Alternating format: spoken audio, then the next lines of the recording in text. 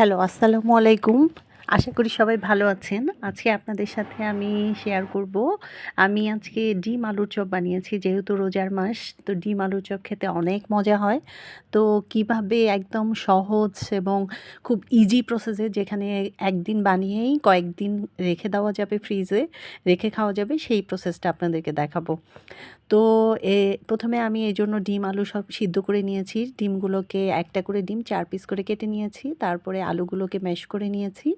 তারপরে একটা প্যানে কড়াই বসিয়ে দিয়েছি। দেওয়ার পরে সেখানে পেঁয়াজ, কাঁচামরিচগুলো দিয়ে লবণ দিয়ে আমি পেঁয়াজটাকে হালকা করে ভেজে নিচ্ছি।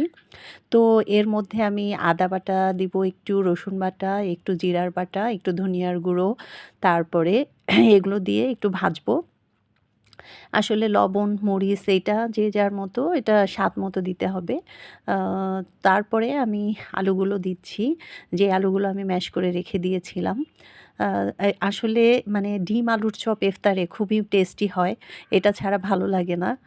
তো একেকজন একেকভাবে করে। এভাবে যেটা ভেজে করলে হয় যে সেটাকে রেখে দিয়ে খাওয়া যাবে। রেগুলার তো আসলে ডিম আলুর চপ বানানো সম্ভব হয় না। এই যে আমি একটু শুকনো মরিচের গুঁড়ো দিব, একটু গরম মসলার গুঁড়ো দিয়ে দিলাম।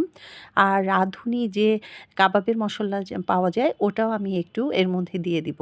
এটাতে ঘ্রাণটা সুন্দর আসবে। তো যে এগুলো সবকিছু দিয়ে আমি পেঁয়াজটাকে আলুটাকে ভেজে নিব। এর মধ্যে তারপরে আমি কিছু ধনিয়া পাতা কুচি দিয়ে দিব। দিয়ে তারপরে আলুটাকে ভালো করে ভেজে নিব।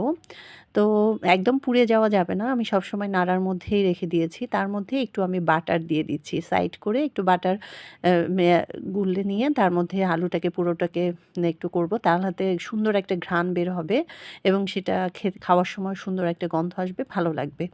এরপরে আলুগুলো ভাজা হয়ে গেলে, ঠান্ডা হয়ে গেলে আমি এভাবে তাকে এভাবে নেড়ে বানিয়ে তার মধ্যে ডিমগুলোকে দিয়ে এভাবে করে সবগুলোকে ডিম আলুর চপ বানিয়ে নিয়েছি। নিয়ে এভাবে রেখে দিব। তারপরে আমি একটা বাটিতে ডিম ফেটে নিয়েছি। নিয়ে আমি ব্রেড ক্রাম্ব করে রেখে দিয়েছি।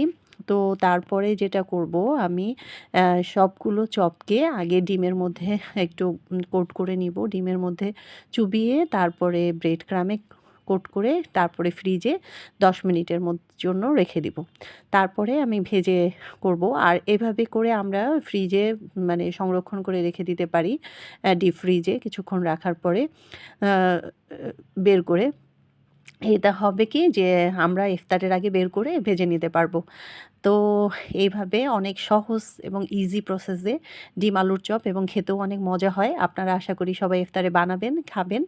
তো সবাই ভালো থাকবেন, সুস্থ থাকবেন, আর বেশি, বেশি করে আমার চ্যানেলটাকে সাবস্ক্রাইব করবেন। আমার পাশে থাকবেন আশা করি। তো আজকে এখানেই। আল্লাহ হাফেজ।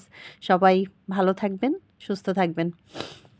আবার পরে কোনো কোনো ভিডিওতে, পরবর্তী ভিডিওতে দেখা হবে। খোদা হাফেজ।